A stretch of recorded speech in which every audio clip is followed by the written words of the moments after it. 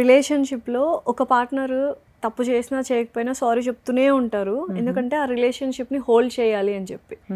అవతల పర్సన్ తప్పు చేసినా సారీ చెప్పరు అండ్ ఏంటి నేనే గ్రేట్ అని ఫీల్ అవుతూ ఉంటారు. ఈ రిలేషన్షిప్ వర్కౌట్ అవుతుందా? మీరు చూస్తే ఒక పర్సన్ చాలాసారి సారీ థ్యాంక్ యూ సారీ నేను ఆయననే చెప్తే అక్కడ మ్యూచువల్ రెస్పెక్ట్ లేదు. That person doesn't respect you.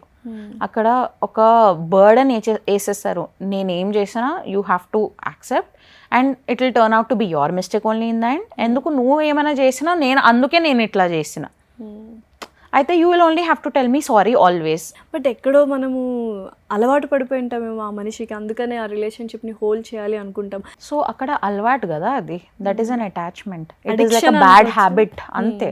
Okay, yeah it is like cigarette అంతే.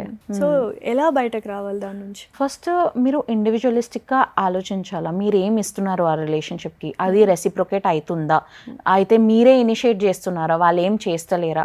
ఆ రిలేషన్షిప్లో మీరే ఉంటే ఆ రిలేషన్షిప్లో ఉండడం అవసరం లేదు. ఓకే, అటాచ్మెంట్ అయినా కూడా you know you'll have to cut that attachment, you have to detach your self.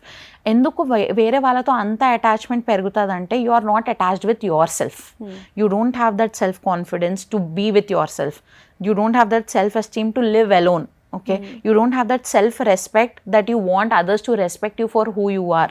Anduke to search all of these, they go to other people. Okay, 3-4 months you will cry, you will sit, at least you will be happy after 3-4 months.